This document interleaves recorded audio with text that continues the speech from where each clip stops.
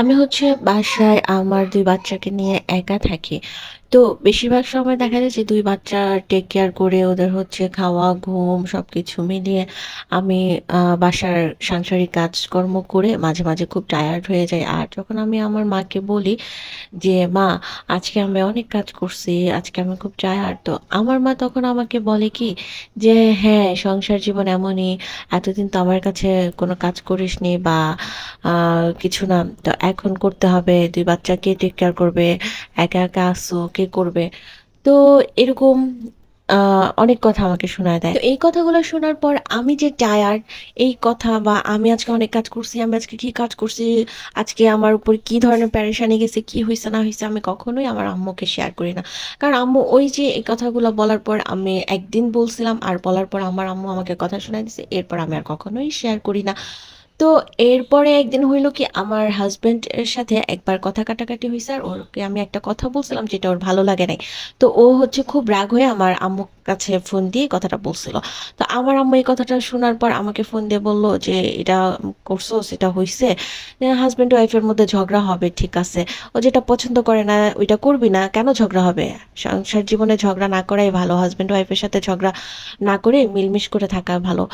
তো এরপর থেকে আমিও হচ্ছে আ এমনিতেও কখনো বলি নাই। আর ওই বলার আগ্রহটাও হারায় আমি ফেলছি। হচ্ছে এই কথাগুলো দিয়ে আরো আগে ভিডিও মেক করব বলে ভাবছিলাম। কিন্তু ব্যস্ততার কারণে সময়ের অভাবে আমি হচ্ছে আ ভিডিও মেক করতে পারি না, ভয়েস দিতে তো পারি নাই। রিসেন্টলি ট্রেন্ডিং এ খুব চলতেছিল যে মেয়ের সংসারে যদি কোনো মা সর্দারি করে সেই মেয়ের সংসারটা টিকে না বা সে শ্বশুরবাড়িতে ভালো থাকে না। সেই শ্বশুরবাড়িতে অশান্তি করে এবং শ্বশুরবাড়ির সবাইকে সে ভালো রাখে না, কষ্ট দেয় বা খারাপ থাকে, পেরেশানিতে থাকে, যাই হোক।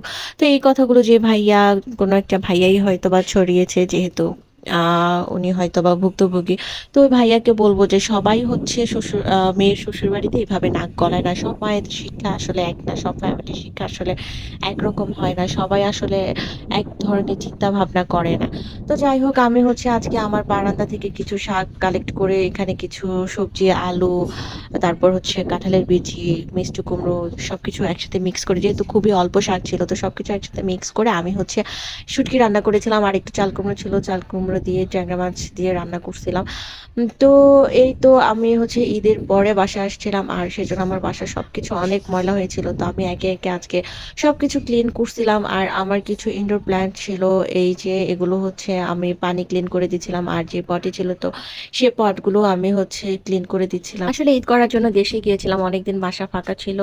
আ গাছপালা কোনো কিছুতেই কেউ হচ্ছে পানি দেওয়ার মতো ছিল না বা কোনো কিছু ক্লিন করার মতো ছিল না। তো যেহেতু অনেকদিন পর আসছি আর এই অবস্থা হয়েছিল। তো এগুলো হচ্ছে আমি আজকে হচ্ছে সব ক্লিন করতে পারছি না। তো আমি জাস্ট পানি দিয়ে যে রাখছিলাম। বাকি এই কাজগুলো এগুলো হচ্ছে বাচ্চাগুলো আমি আর আজকে ক্লিন করব না। যেহেতু আমার হাতে আর সময় নেই। আমি হচ্ছে অন্যদিন এগুলোকে আবার ক্লিন করব নামিয়ে গাছগুলো শুদ্ধ। তো এই ছিল আমার আজকের ভিডিওটা। সবাই ভালো থাকবেন, সুস্থ থাকবেন। আল্লাহ হাফেজ।